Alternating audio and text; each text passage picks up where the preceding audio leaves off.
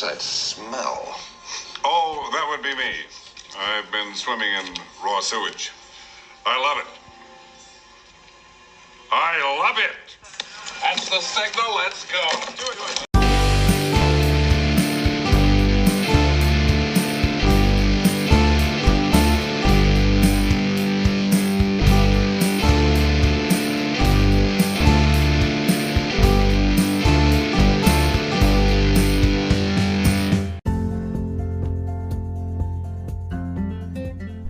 Sad but true. It's another episode of Trimming the Musical Fat. I'm Stephen Nicholson. I'm Paul Nicholson. And together with our guests, we're going to be putting a musical wrong to right by trimming an album we think is too damn long. In this episode, we take on metal music legends Metallica and their 1988 opus, And Justice for All. An album not without controversy, and the one from Metallica's Golden Age, from 1983's Kill 'Em All through to 1991's Black Album, which a lot of fans think could have been better. Well, today we make it better. What's going to make the TTMF Supercut of justice? Such cheery titles as Dyers Eve, Harvester of Sorrow, The Frayed Ends of Sanity, and the kids' birthday party favourite, To Live is to Die. Keep listening to find out. And we ask a 13-year-old teenager to listen to the And Justice for All album for the first time and tell us what he thinks of it.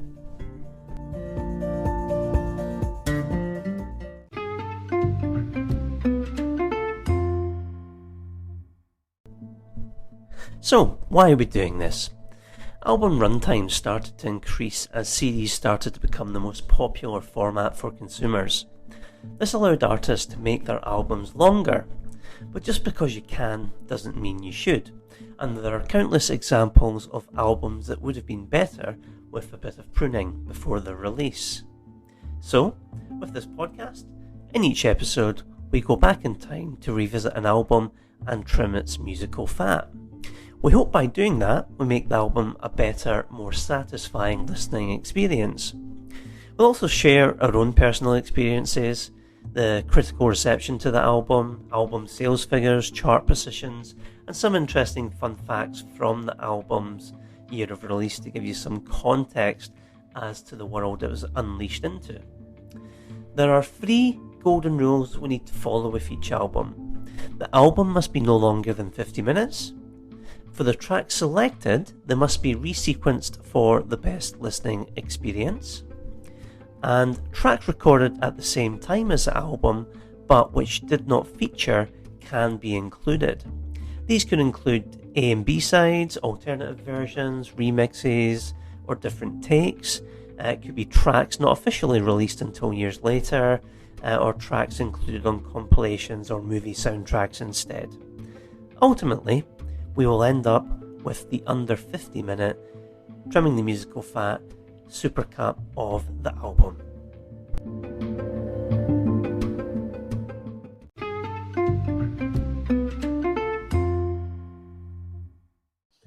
Well, this album rocks so hard we needed not 1, not 2, but 3 guests to navigate us through it safely.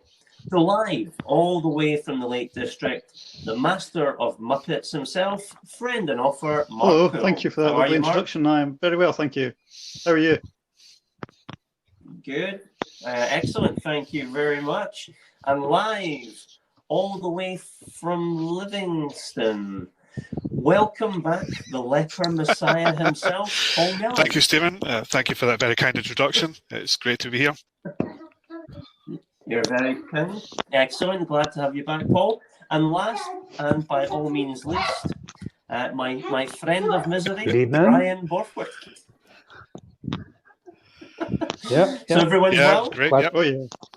Glad to be here for my hat trick here. Excellent. Third time So, on the hat trick. yes, that's it. I think you get an appearance fee for Nice. appearing 3 times, Bryan. And that £1 coin Along with is the on its t-shirt. way in the I like post to you. Along with a free t-shirt, absolutely. So I think since we've all last spoken, I think probably the biggest news event that's happened has been the death of Prince Philip.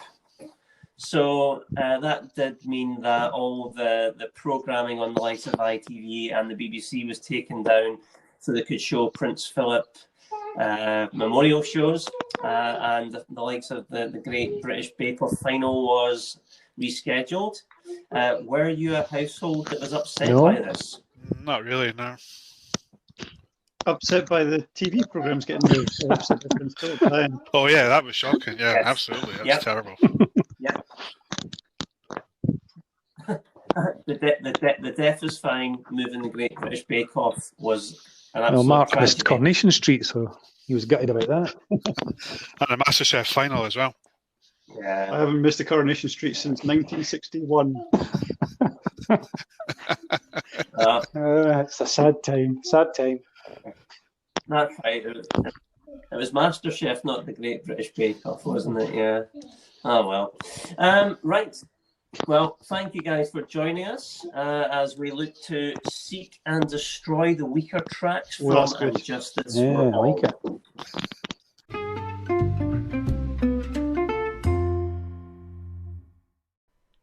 It's the tale of the tape.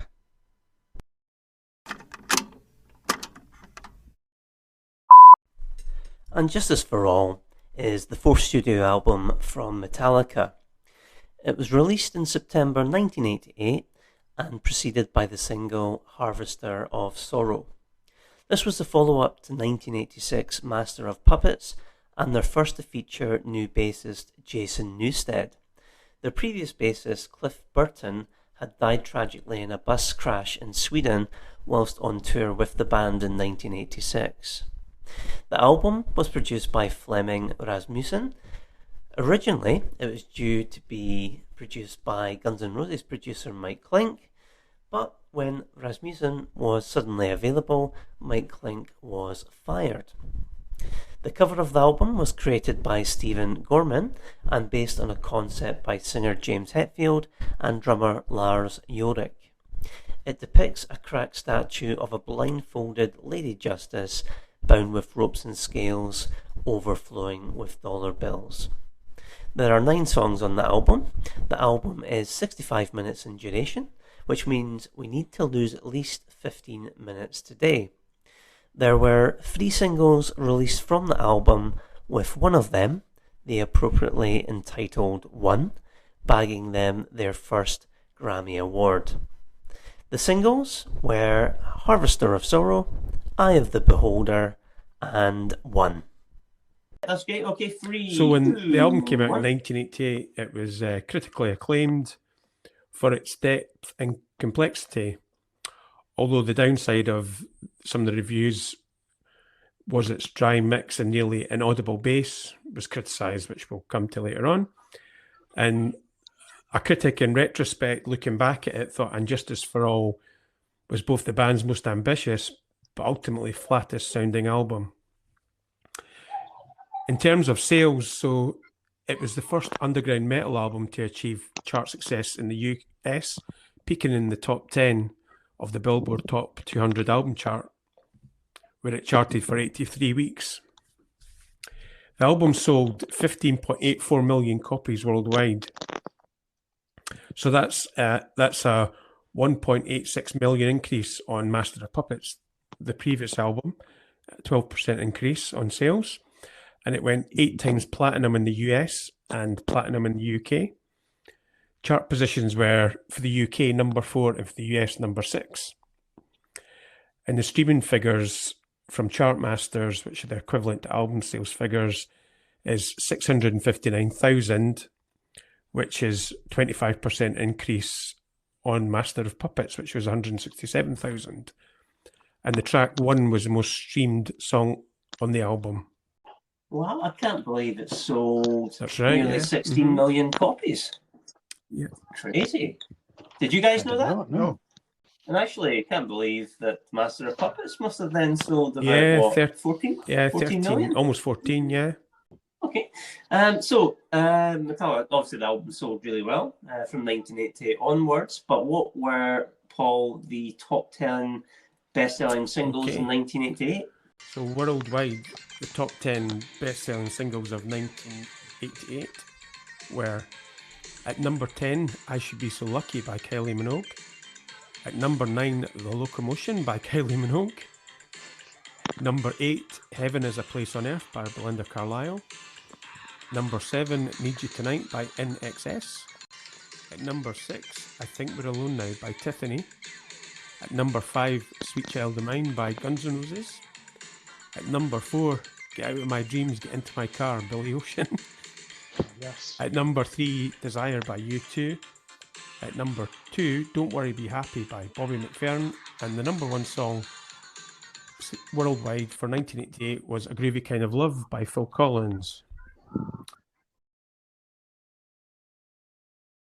Is it just me that thinks the Billy Ocean song is now kind of creepy? Get out of my dreams and get into You're not my alone in car. thinking that. Pretty honest, though, isn't it? You've I got think to admire his lack of sort of flowery metaphors and stuff. Like, he's just being honest. He's just like, I want you He's just Straight to please, the point. please keep He's it just- my car. This is I'm Yeah. I'm straight in there. Did David Get in my Hasselhoff car. not do a song similar called Get in My Car or something? Another creepy Ah, song. I did actually. So any guys, any kind of favourites? It's my least favourite, in the that number top 1. 10? No, You don't like it? it was all going so well. You were happy with the Kylie 10 and 9 songs, Mark? Yeah. Belinda Kylie, Carlisle Belinda as well, of Carlisle, course. Tiffany, Yeah, yeah. all good. Phil Collins, Get Out of My Car. Phil. Well, yeah, Belinda Carlisle, that's a Yeah. classic, Paul, that's for Yeah, we sure. saw her live as well then, eh? Yes, me and Yeah. Bryan seen Belinda Carlisle live. Playhouse 1989, was Round it? about that time, yeah. 88 or 89? I thought you would have saw her down in So Carlisle, we got no? to see her. Way. Where they see Belinda Edinburgh in Carlisle. Hey. Yeah. Right, we don't need any more of those jokes. Yeah, that was right. Sweet Quite Child a of poor Mine in top there. 10 though, really. Eh? Classic Guns N' Roses. Quite a poor top 10 that, What was that? compared with the other ones that we've had. Yeah, I think it's a bit mixed, actually. Yeah, well, Big Bobby McFerrin. Don't Worry, Be Happy. Who would have thought that? Mm. Number 2 selling of the year. Who would have thought that? Don't worry, be happy. I know. Okay, so a very interesting top 10. So, Paul, why don't you take us through the top 10 albums from 1988?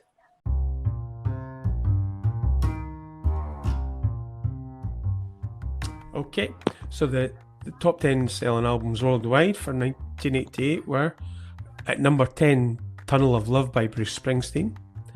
At number 9, Nothing Like the Sun by Sting. At number 8, Sign of the Times by Prince. At number 7, Dirty Dancing, the original soundtrack. At number 6, Whitney by Whitney Houston. At number 5, Hysteria by Def Leppard. At number 4, Faith by George Michael. At number 3, Appetite for Destruction, Guns N' Roses. At number 2, Bad by Michael Jackson. And in number 1, top selling album of the year worldwide in 1988 was The Joshua Tree by U2. So, Paul Mellon, any particular Well, there's a couple in there favourites of actually. yours The Joshua Tree, the classic U2, and Appetite for Destruction. Yeah, it's a couple of classic albums in there. The rest are pretty dross, to be honest. You like Dirty Dancing album though? What about you, Mark? No, that's a good album. Dirty Oh, Dancing, of course, yeah. yeah, I forgot about that. Yeah. I had the time of my life when I was listening to it. Oh dear. She's like the wind. Yeah, Mark. What Yeah, there's, yeah, no, not really. Not very in there for me. I can respect some of them. I respect the Prince one and Guns N' Roses and I can't remember which other one now. But yeah, nothing really. It was nah, not for me. I prefer singles. Right. What would I? Right. The Joshua Tree, Appetite for Destruction, bit of Def Leppard, Hysteria. That's good as well. Yeah. Prince is all Yep. right. Apart from that, yeah, the rest Yep. not too great. Yeah, average, an average year, I'd say. Good job. Yeah, but I was going to say, Paul Mellon, good job we don't have your brother on, since you're not supporting his love of Bruce Springsteen Yeah, I've here never tonight. been a big fan of Bruce Springsteen, to be honest. Get the That bleach was- machine out. I know. I was just going to say, an interesting, when I'm looking at the albums, I could be wrong, but I think like 3/4 of the albums actually came out the previous year. And obviously they kept on selling, but actually out of the 10 albums, I think you've maybe got 2 that actually came out the same year. The rest came out the previous year. Would that be right?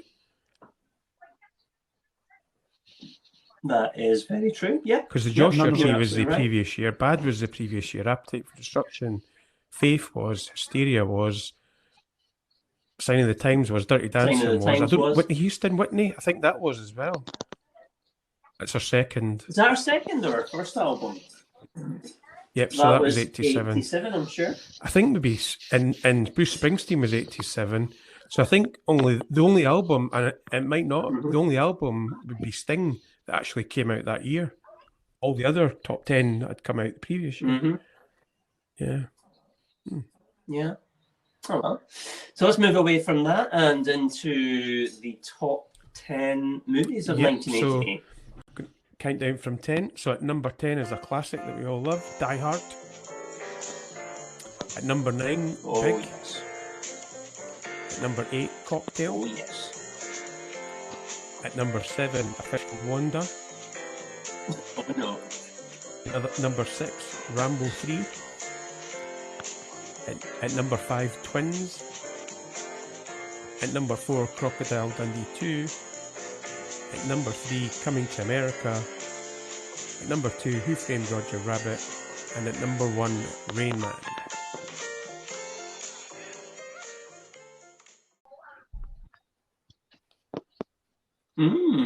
So I'll maybe start with you this time, Brian. So It's any Coming to favourites in there for you? America and Die Hard would be my 2 favourite in there, I think.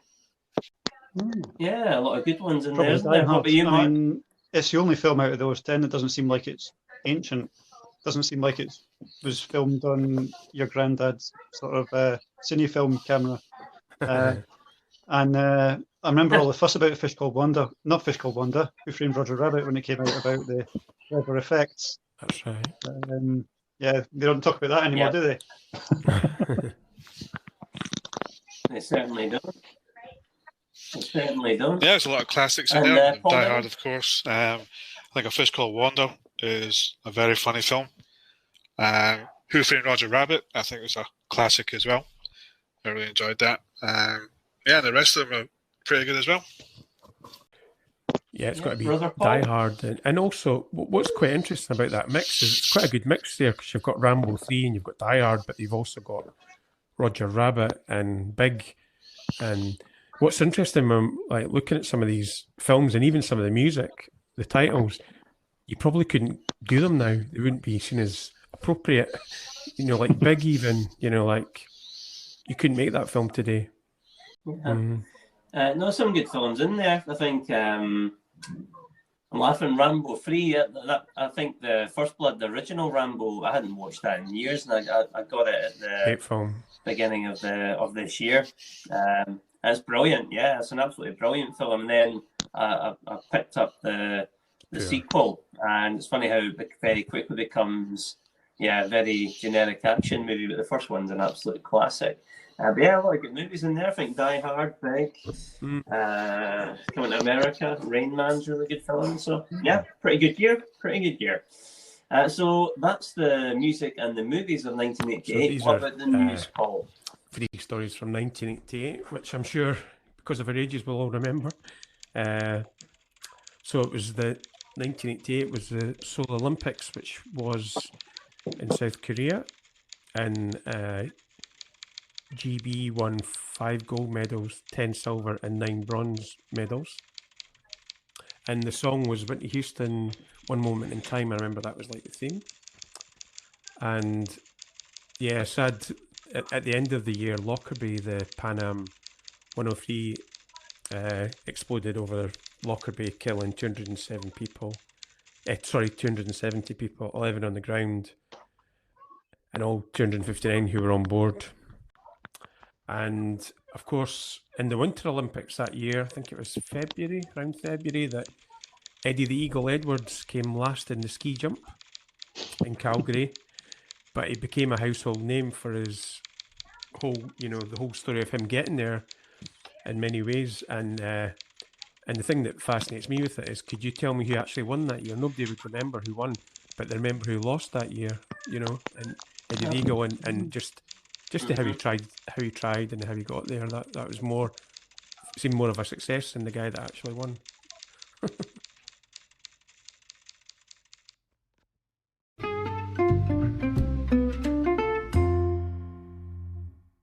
It's time to trim the talk, where we are all asked the same question and have to answer in alphabetical order. However, we only have 3 minutes to do this. So, gentlemen, start your engines.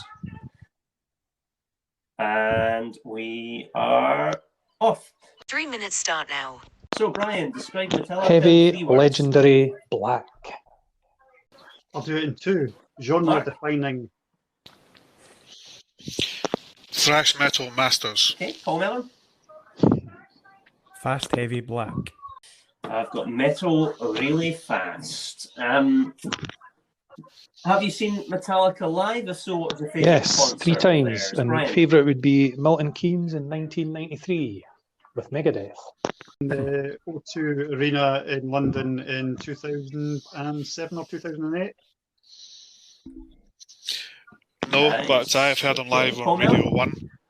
I haven't Okay. seen them Paul? live, no. Okay, I would agree with Bryan. Best time I've seen them was 1993 at Milton Keynes. Your favourite Master of Metallica Puppets. album?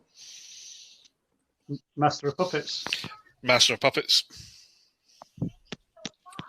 Metallica, the Black Album. 2 minutes left.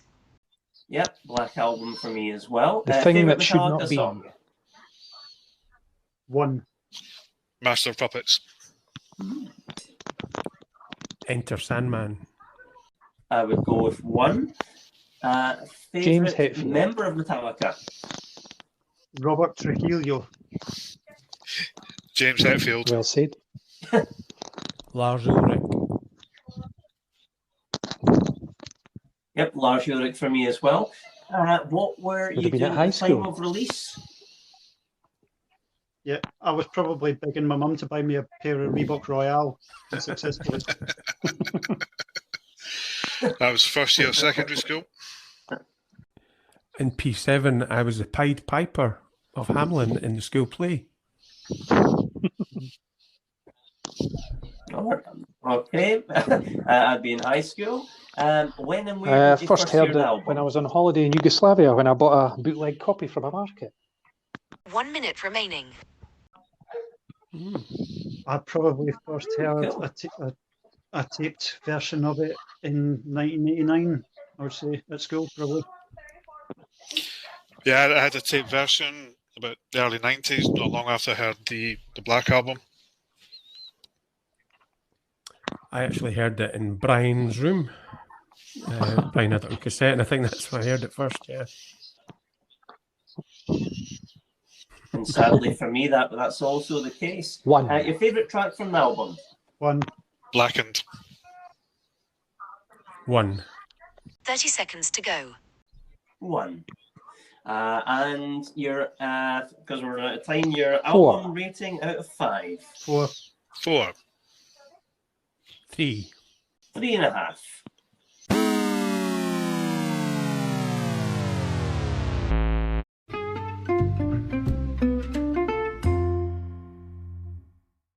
So, anybody know any good Metallica jokes before we start to look at the album itself? How many times have I had my leg over the last Mellon? 10 years? 1. Hooray.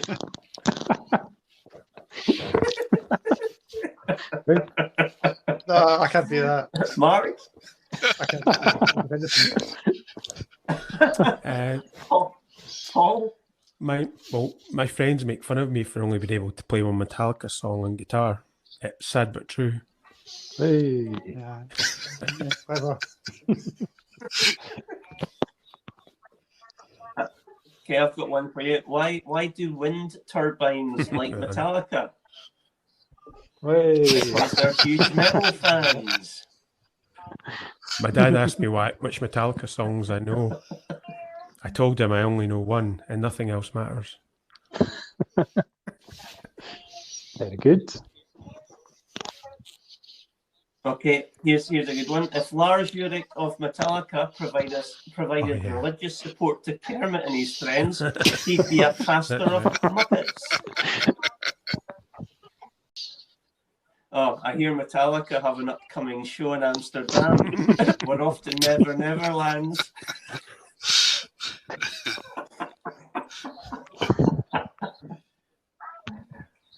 And last one before we move on. What do Spider-Man and Metallica have in common? Both have had an experience of entering Sandman. Hey. Can I just give you one more? How did Metallica get people to stop pirating their music? They stopped releasing anything worth listening to. I don't know. Gosh. The old Napster thing.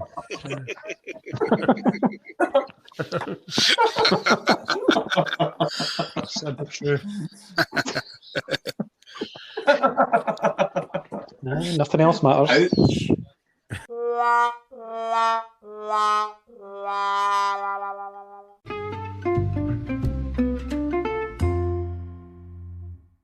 Ouch. So it's now time for Hey Generation Z. This is what real music sounds like. So Luke, you got to listen to Metallica's And Justice for All for the first time, and you only had the chance to listen to one before I speak to you now. What's your thoughts on the album? I think it was my least favourite from the ones that I've done. You've done the Beatles, White Album, U2's Pop, and Guns N' Roses. Yeah. Use Your Illusion one, so this is your least favourite from them. Okay. Yeah, I think it's just because it wasn't really a style that I would choose to listen to in like my free time and stuff like that. What do you not like about the style? I just think it. I don't really know. They are quite long, but I know that because there's only 9 songs on it, and normally there's quite a lot of songs. You thought a lot of the songs were too long? Yeah, well, maybe if they were shortened a little bit, then that's maybe I would probably like them better, but maybe some people like them long. Okay, and was there any song or songs in particular that stood out for you? Yeah, I quite liked one. Yeah? Yeah, I just like that one. Yeah? And what was it you liked about it? I think it was just because it had quite a lot more words than the other ones, maybe. Okay. Mm-hmm. And then maybe told the story a bit better. Yeah. Mm-hmm. And yeah, that's just what I think. What I'll need to actually play for you is the video for that, which is fantastic. So that's something that we'll do later. Okay, sure. Thank you very much for your time. You're welcome.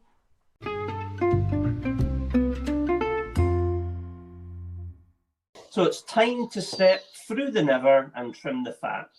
For this, for selection, we're including the 9 songs from the original 1988 album release, The Prince, which was a diamond head cover on the Japanese version of the album, Bread Fan, which was a budgie cover that was released as a B-side.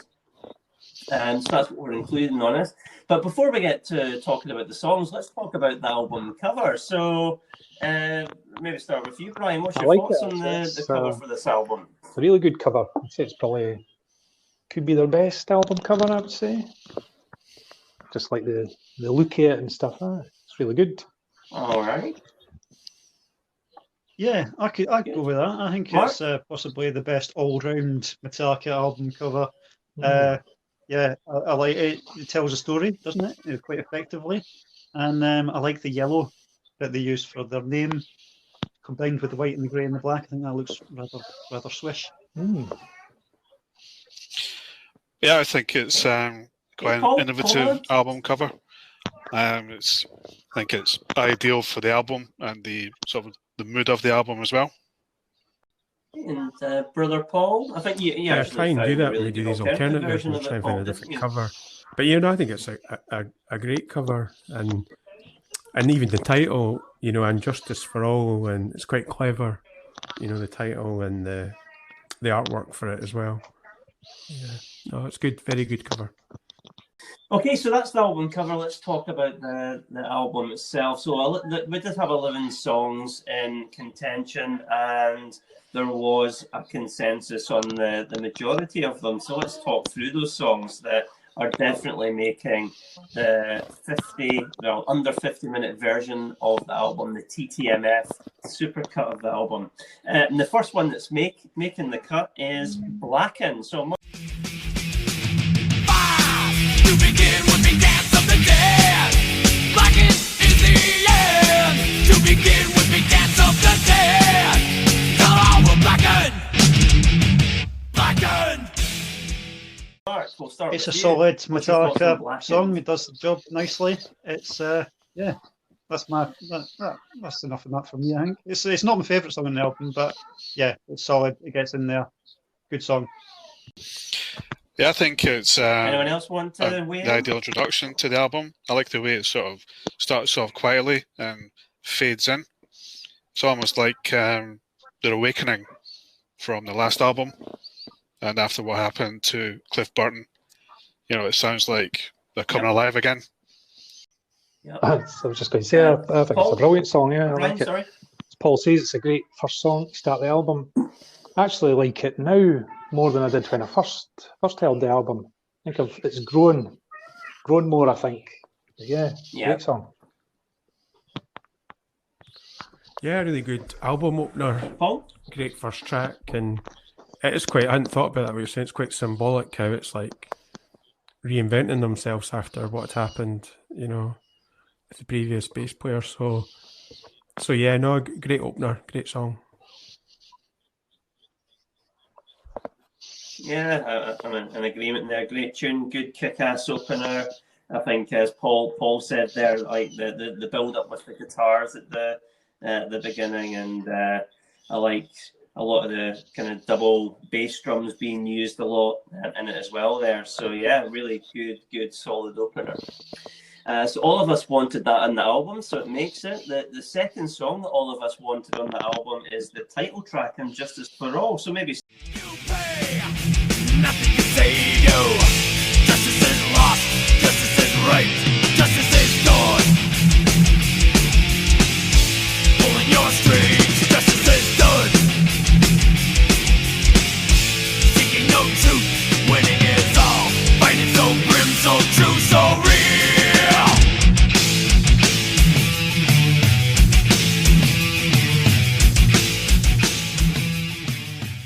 start with really good Brother song. Paul I this time. actually thought this would have been a better song to start off. I know, maybe contradicting myself with what we just said, but I thought it would have been a good song. I like how it starts off slowly and then comes in and builds and stuff, and then the song ends. It goes back into the way it began as well. So I think it's a really good song. Yeah, I like it. It's got a good rhythm to it. Only thing I would say is it's slightly long at 9 minutes and 30 odd seconds, is it? I think it could have done with a bit shortening as it gets a bit repetitive, I think, after a while. But good song, though. Good song. Yeah, we'll maybe come back to about the song length in a moment. But Mark, what about you? I think this, I mean, similar to what Bryan said about Blackened, this is one that I think I like more now than I did at the time. I think it kind of sums up the album appropriate enough for the title track in terms of how Metallica were being a bit more ambitious and a bit more grown up, and they've been trying different things and not just being as straight thrashy.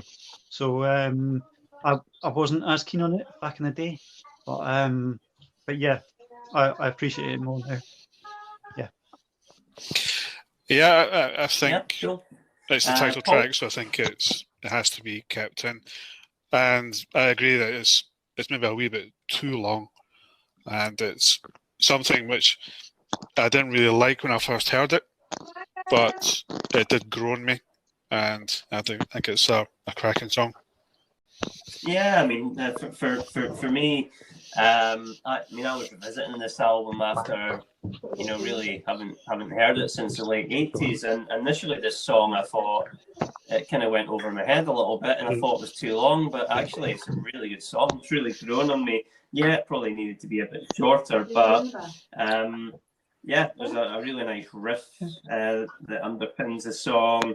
A lot of good kind of head down rock moments in it as well. But yeah, maybe could have just done with a little bit of trimming. Much like a lot of the songs on this album. I mean, just in general terms, guys, what do you think about the song length? I think it was Kirk Hammett had admitted when they took this album on tour, I think they realised themselves that the song length was a bit of a problem when they were playing them live. But what's your thoughts on it? Did they make the bulk of the song too long? Yes, overall, but I think it was just the mood they were in at the time. Though they were trying new things, and so I don't know, maybe techniques, but certainly different styles of sort of metal, thrash metal. With the change of tempo and all the songs, that happens quite a lot. You get the sort of really heavy part. It's like Blackened. Yeah. It's quite heavy to start off with, and then in the middle there's this tempo change, and it goes back to the original tempo. I think that's kind of the style that appears in pretty much all of the songs, and just putting everything together. That obviously had a lot of material to play with, so I think that's shown in the length of many of the songs on the album. I think the shortest one is 5 minutes 46. I was looking at the list now. 5:13. Just looking at the list now. The rest are all like 6, 7, 9 minutes long. And when I first got the album, I was thinking, it's tending to drag a bit. But once you get to know it better, you appreciate it better. Yeah, I think it supports the length of most of the songs. I think, Injustice for All could be shorter. But like Dyers Eve, Blackened, Shortest Straw, Harvester's Sorrow, I think they all really totally justify the running time and can support it. And I wouldn't take a second out of one. I think one is perfect. Sorry, getting ahead of myself. Yeah. That's all right. Yeah, okay. Thanks, guys. So we'll move on to the next song that's making the cut. This was another unanimous choice, and it's One. Deep down inside, I feel the scream. This terrible silence stops in me. Now that the war is through with me, I'm waking up, I cannot see that there's not much left in me. Nothing is real but pain now. Hold my breath as I wish for death. Oh, please, God, wake me. I just went ahead and chopped off everything. Oh, God. Please make them hear me. So I'll maybe kick us off with this one. I think if there was one indisputable classic song on the album, it is One. And what I like, I would argue that it might well be Metallica's greatest song as well. And what I like about this is it's just great storytelling, obviously about the soldier injured in war and his plight afterwards. It tells a great story, a brilliant video that went with it as well. Very eye-catching at the time. And yeah, I love how it's, again, very much a slow build in the first half. Then in the second half, obviously, it then speeds up, and it's absolutely fantastic. And I always remember back about, 10 plus years ago, you had the Guitar Hero, where you got the plastic guitars, and you could play along. And this was one of those songs, and it was brilliant to play along with. So that's one of my memories of One. I think it's Mark, will maybe jump to you. Possibly Metallica's best song, possibly the best metal song of all time, and one of the best songs in the world ever, in any genre. I think it's just phenomenal. It's everything they were probably aiming for with this album.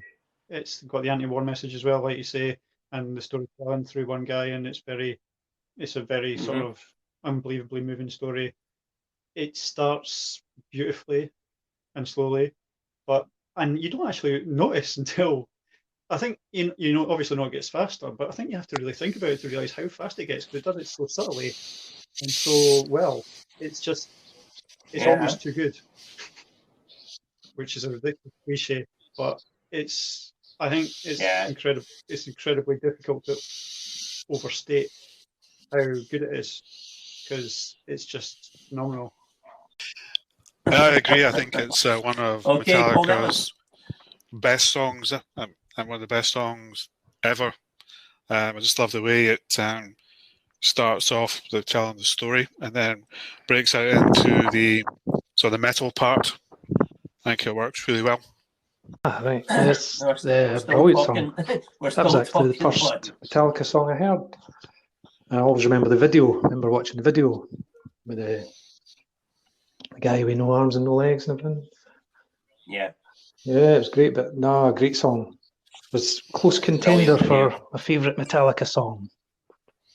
Yeah, I think a few of us think like Yeah, that. just echoing what the guys Brother were Paul? saying there. It's definitely one of their best songs, and I actually think it was one of the songs that was banned off the radio when the Iraq War happened as well, because I think that was one of the songs, ironically enough, which I think is against war, but I'm sure it was one of the songs that it wasn't allowed on the radio at that point, 91, I think. But yeah, it's a really classic song, and it's the first song of theirs that I heard, and I suppose it's a bit more commercial as well, maybe than previous stuff. And I'm just thinking as well about a friend of ours in you guys' year at school, Neil Mason. And I know that was his favourite song as well, who's sadly no longer with us, but I remember that was his favourite song as well. And yeah. Mm-hmm. Yeah, he had all the patches on his Neil was a big Metallica man.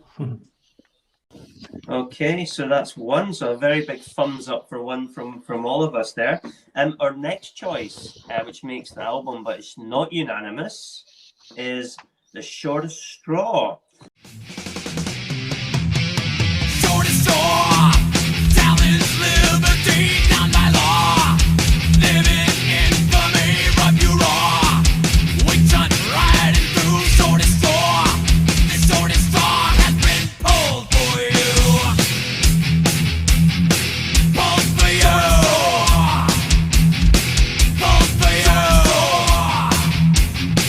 Pulled for you. Shortest straw has been pulled for you. So the person that didn't want the shortest straw on and now has to explain themselves is Paul Nicholson. It's a bit Explain like yourself, political sir. tactical voting, really.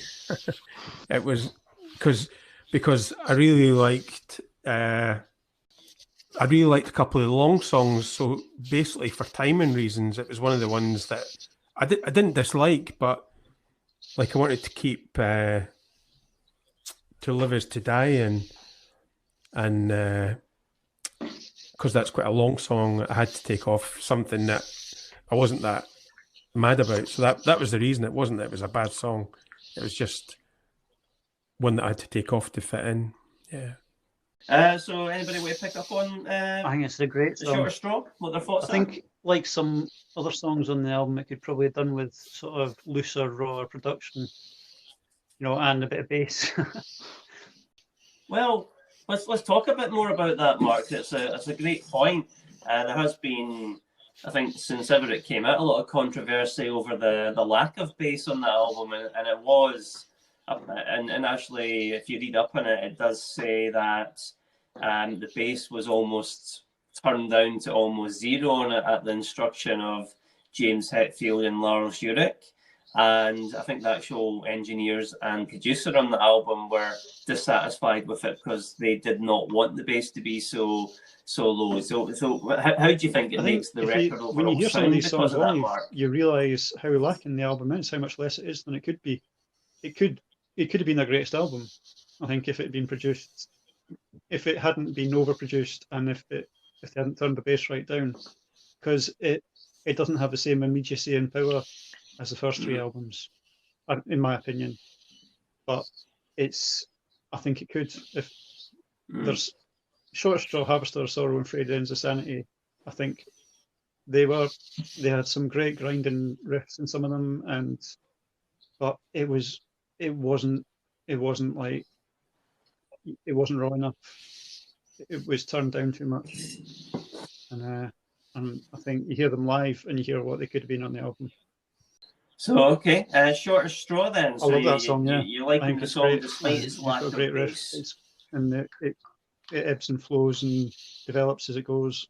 Yeah, some really good driving drums on it. Yeah, I like it. Yeah, I agree with Mark. As well. I think, Bryan, what about you? For some reason, I actually thought it was a single, but it wasn't, was it? No. No, that's a great song. Sure was. Great riff in it, and yeah, as Mark says, could have done with a bit of bass, but yeah, I like it. It's good.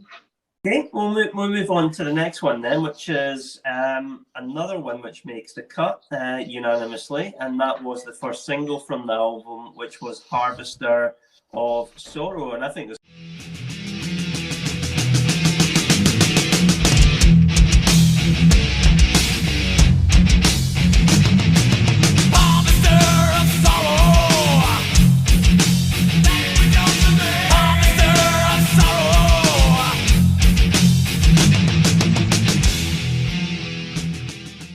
Probably the first Metallica song I would have ever heard. Yeah, I think it's so Paul it's Mellon, a good what do you song. think? I don't think it's the best on the album, and I don't remember it being released as a single, but it was a wee while ago. The first Metallica song I ever heard was Enter Sandman. It's probably true for many other people. But I think, yeah, it's a good song. Yeah, I think it's a brilliant song. Okay, Brother Paul? I think for me, it's probably the most commercial song on the album, the most, because I suppose because of the time on the track as well, it's less than one, although one's a better song. I think Harvester of Sorrow is probably more commercial and more of a good song to be a single because of the time as well. Just a great riff, yeah. That was really, that and one for me are the standout sort of tracks. Yeah, it's funny, guys, when you think back to. I mean, this for a few of us, this would be the first time we would have heard a Metallica song on the radio, and it's interesting because obviously the most popular radio station was Radio 1, BBC Radio 1, and Metallica just would not get played on Radio 1 unless they had a single in the charts, so it had to be played in the top 40 countdown, or it got played on the Friday night Tommy Vance heavy metal show. It's incredible to remember that, isn't it? Now that we like about Six Music and stuff. Like there was a time when you just wouldn't get metal albums on the radio. Yeah, that's right. No. What used to happen to a lot of metal songs was as well, because of the fan base, they would come in quite high in the charts, like singles and albums, but they wouldn't stay around for that long. And that was really the only time they got on like Top of the Pops or the chart show or like radio shows.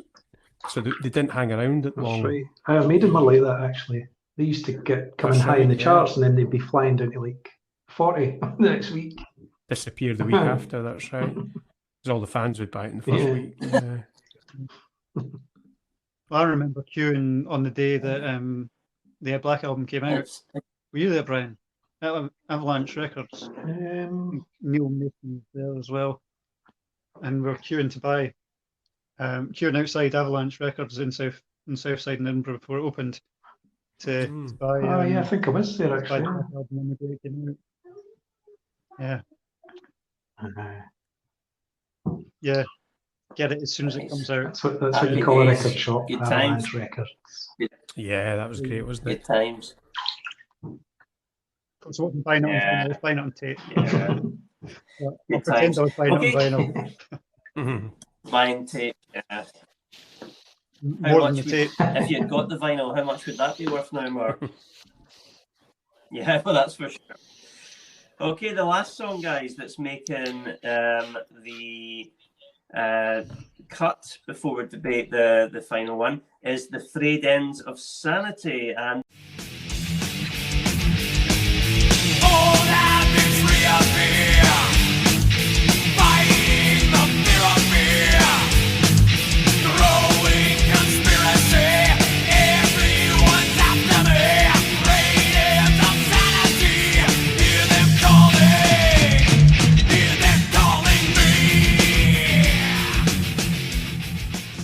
That was, I think, everybody bar me voted for that one to be on there. So, Paul Mellon, So I'm would you actually like trying about to the remember how frayed it goes. ends of sanity? Frayed eyes on sanity. Oh yes, It's the yeah, one. that's right. It's the one that Reminded me of starts. so Gary Glitter a bit, you know that. I think, yeah. Yeah, I just thought it He's was the leader of the a pack. good Oh, song yeah. to include in my list. Yeah, I like the way. All right, Bryan.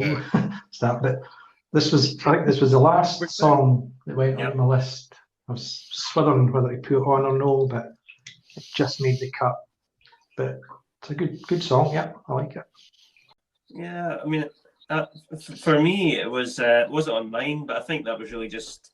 I think it's a decent song, and it didn't make mine probably just due to time reasons, and I think it's probably like a lot of the songs in the album. It's probably a little bit too long. I think it's nearly 8 minutes, and it doesn't need to be 8 minutes. So that's why it got the chop from me. What about Paul and Mark? You got any thoughts on this one? Good, solid, dependable performer. You know, it's like a utility midfielder. Stick it in, you know. N'Golo Kante. Yeah. Yeah, it's a good song. It's just not one of the highlights on the album for me. It's a good song. Yeah, so I just remember. Well, now you mentioned, I remember the intro, the ooh wee. That's why I picked it, because I thought it was quite a good intro. Yeah. Okay, thank you, guys. So we now have 6 songs that have made it onto our version of Injustice for All, and we only have space for one more. So we'll get to those songs that are going to be considered for that final slot in a moment. But there are 2 songs that got 0 votes, and they are not going to make it onto the album. And they were Bread Fan, which was the cover, the Budgie cover, which was a B-side, and the Prince, which was the Diamond Head cover, which was on the Japanese version of the album. So neither got any votes from us. Is anybody sorry not to see them appear? I don't think you've got room. We're basically ending up with a 7-track album because of the length of the songs. I don't think you can have a cover version on a 7-track album. Yeah, they're not bad songs, but they're just wouldn't make the cut. That's fair. Fair enough, gents. So what we're going to do now then? So we've agreed on what's definitely on there. We've agreed what's definitely not on. So it's, don't tread on me. It's time to make your case as to why a song should feature on the Injustice for All Supercut. So I'm going to spin the wheel, and where the wheel stops, that will be a first person, and that person is going to make a case for why the song they want should be on the album. So let me spin the wheel here.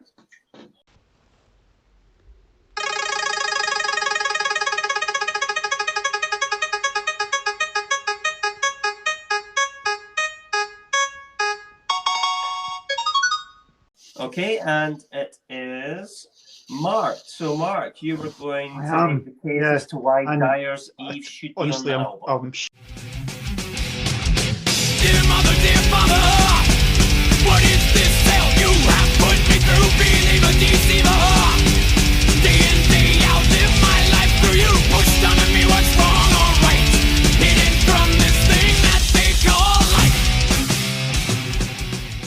Shocked that it's come to this.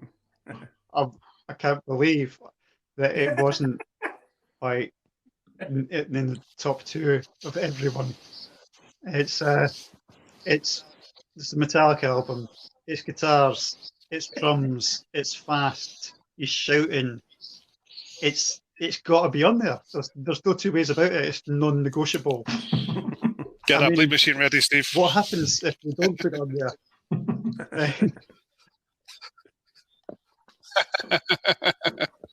I'm teeing it up in case he goes crazy. If it doesn't go on there, you're going to need that button, man.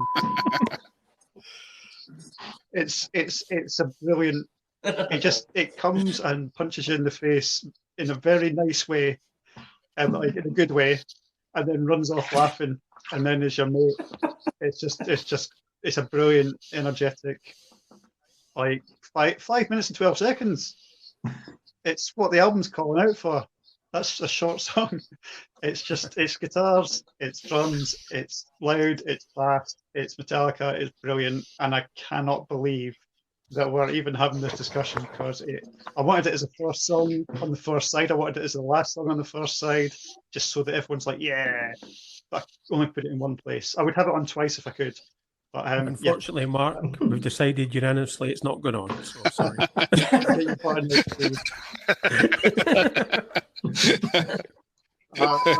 You, Mark. I quit, man. I quit. Take your song and get out of here. I don't understand that. Right, let's have the counter argument. Would anybody like to make the counter argument? Well, it's because everything else before it is so Dyers long. Eve should not be on the album. You end up being punch drunk, I think, by the end of To Live Is To Die, because that's nearly 10 minutes on its own. And then you've got another 5 minutes, 12 seconds, whatever, after that. And all the songs before that are really long as well. So I think, for me, it was just to save time because I have to keep it under 50 minutes. I mean, it is a good song. But I think, because of the length of the songs beforehand, you just think it has to go. It maybe suffers from being the last song on the album, actually. I think if it was maybe more up front, it would, I think maybe well, after Mark's motivational speech, response. What do you think, Bryan? I'm starting to change my mind. I think that should be on the album. I feel bad now keeping it off. You're just scared of him, that's all. Sorry, Mark, now that you've changed your mind. Yeah. Going to have to rethink my life here. Okay, well, there we are. There's food for thought. Okay, you've made a strong case, Mark. So let's go to the second song that's up for selection. So let me just spin the wheel again.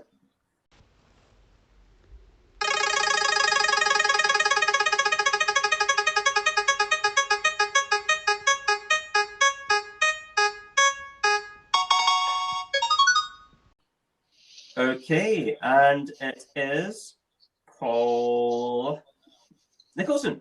So you're going to argue why To Live Is To Die should be on the album. I just think it's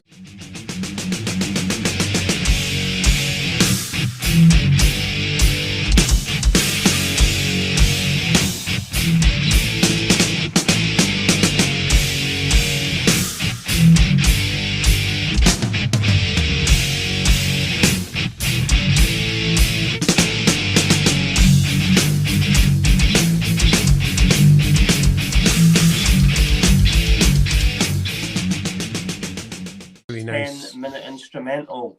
Really nice piece of music. It does go on a bit, obviously. That's an understatement. But I don't know, I just think it's a nice way to end the album. And that's why part of the reason I took Dyers Eve off its position. So I just think it's a good way to end the album because I would have started the album with And Justice for All, and their songs that they start in quietly and then go fast and then go back to quiet again.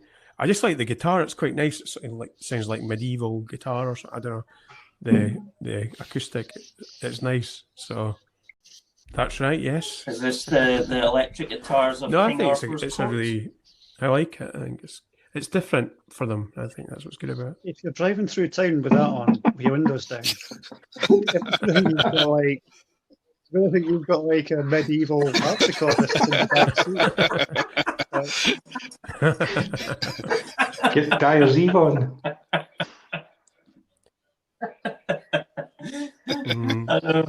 Drive through town with Dyers Eve on, and everyone gives you respect. Is he listening to? The thing is, though, with To Live Is To Die, when you put it on, you're clean shaven, and by the end of it, you've got a beard. You know, the song's that long. But Although, Paul, because you've selected this over Dyers Eve, I dislike Dyers Eve even more now. I'm just saying that to spite Mark. That's I knew you were joking because it is the greatest song. So, can we have It's so too can long. we have a counter argument as Too to why long. To Live Is To Die should Basically. not be on the album? I do like this. It's an Is the one instrumental. the no word intros, in the guitars at the start, the acoustic. Yeah, I Yeah. like the intro's a really nice one, but Why don't you put it in the album then? because it's too long. Even It's for too that. long, and you're not as threatening as Mark, so I'm keeping it off. I'll do a remix for you. I'll If chop it in chop half, a I bit. might think about it. Yeah. Yeah, I mean, I think for me, I agree. It's actually, I agree with Paul somewhat that it's actually a nice. It's something a bit different. Obviously, it's an instrumental. It's kind of. It would have been a really nice, if you like, palate cleanser because it's a bit of a change in tone. It's an instrumental. However, it should have been a nice 3-minute palate cleanser, not a 10-minute. It feels like for me, it feels like a studio jam. A lot of it. Yeah, I think if they could just have taken the best of it and condensed it to 3 minutes, it would have been And I would say we're doing a 50-minute album here. Yeah, 10 minutes. Do we really there's want just not a 20% of chance. our album to be an instrumental? Yes. Yep.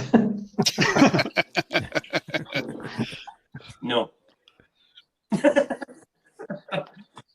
Okay, well, thank you all for that. So let's move on to the final song, which is up for a place, and that is "Eye of the Beholder." So, Bryan.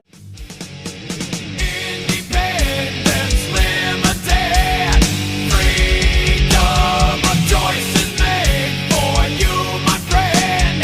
Freedom of speech and words that they will bend. Freedom with their exception. Bryan and Paul Mellon, you guys are going to argue the case for this one. It's a good song. I like how it slowly. I like how it slowly What a compelling builds in. argument. Thank you, guys. It's quiet and then it gets louder and comes in. Yeah, it's one of the shorter songs on the album, I think. Is it not about 6 minutes?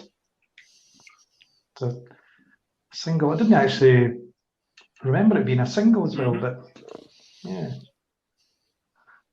Yeah, it's a good song. It's no Dyers Eve though. Me neither. Thank Exactly. goodness. And Dyers Eve is 5 minutes. 5 minutes too long.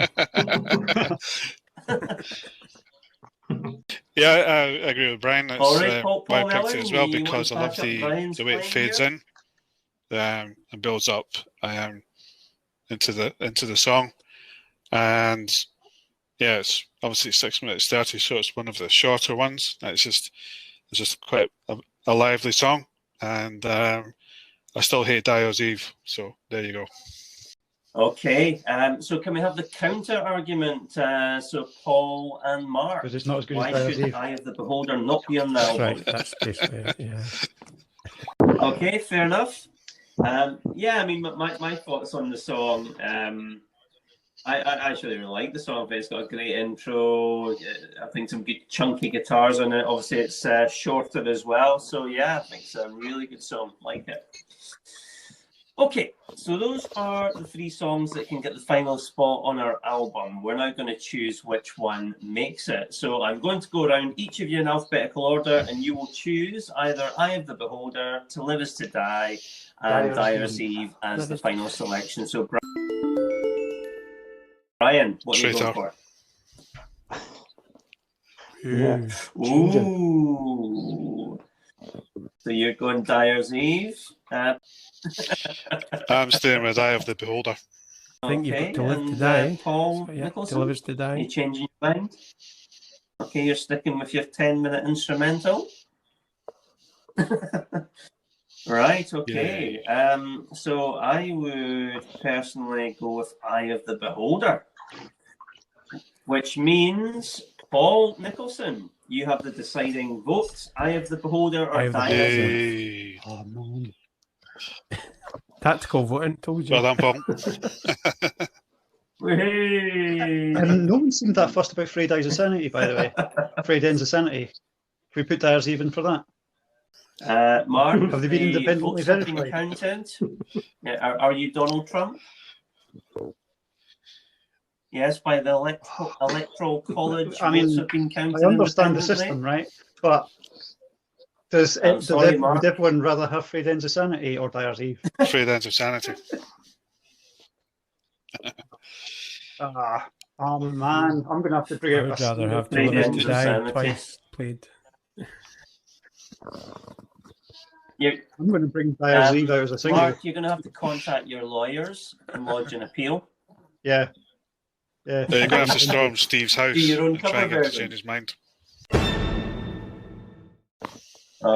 Right, well, guys, let me reveal the final track listing then that's made our album. So we've got Blackened and Justice for All, Eye of the Beholder, One, Short as Straw, Harvester of Sorrow, and The Frayed Ends of Sanity.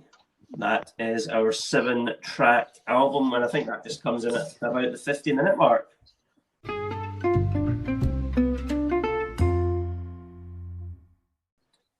So, with those 7 tracks, I'm going to go round each of you again, just to ask how you would rate this album. So, Bryan, I think you rated the original album as a 4. What would you rate this version of the album? Sticking with 3.9. Because of Dyers okay, Eve. Mark. I'll stick with 4. I'll stick with 4. I thought we lower, actually. 0.5. Okay. Yeah, I thought you were going to 1 out of 5 I'll or stick something. with 4. I'll stay with 3. Okay. Oh, I'm surprised at that. Okay, for me, I think I had 3.5. I would push this now up to a 4, so it's better in my opinion. So the big question: do you prefer the original release or do you prefer our TTMF Supercut? What would you put on if you were in your car? Bryan? I'm going to have to go with the original for one reason alone. Mark? I'm alone in here for Dyers Eve. I think I'll go with the Supercut. Hey, Paul? I'll stick with the 1988 original. Okay.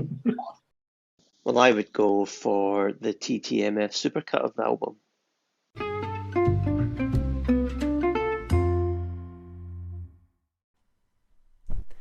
Okay, I'd like to thank everyone for joining us today. Now, you'll be pleased to hear the not over. We have a bonus episode coming next week. In that one, we will be talking about the various times we've seen Metallica live, and we'll also be talking about what we expect from Metallica as a band going forward. So you can listen to our show on all major podcast providers, including Apple, Google and Spotify. Please give us some 5-star reviews and positive comments. Anything less than 5 stars and you'll definitely be unforgiven. We're on YouTube, where we're hoping to put up some exclusive video content shortly. Remember to like and subscribe. Check us out on social media. We're on Facebook and Instagram. You can contact us, leave us voicemail via Anchor. You can email us at trimthemusicfat@gmail.com. You can check out our website at www.trimmingthemusicalfat.com. For whom the bell tolls, it's time to say goodbye. So until next time, thanks for listening. Goodbye, and we fade to black.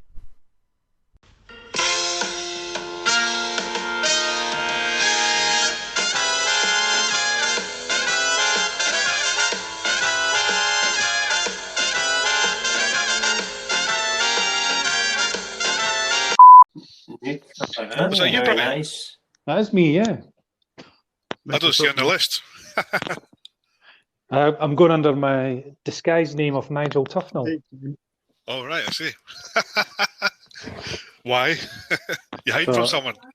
No, that's my podcast name for tonight. Thank you.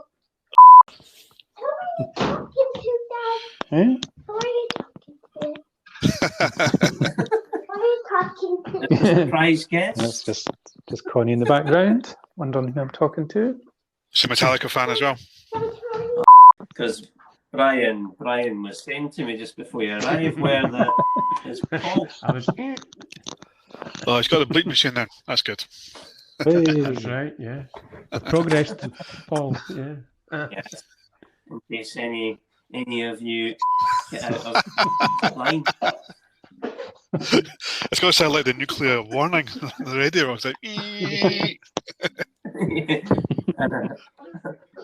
I think this track is utter. 1, 2, 3. Perfect, Bryan. 1, 2, 3. Paul Mellon. Excellent. Paul Nicholson. Is he gone? That's 1, 2, 3, Paul. Yeah. I've lost him again. It's gone for another P.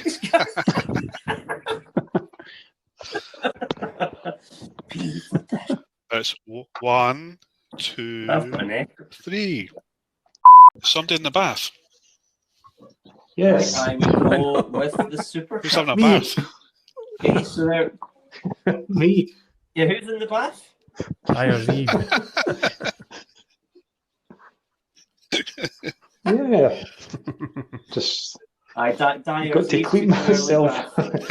out of that Hey. after Mark's tirade earlier.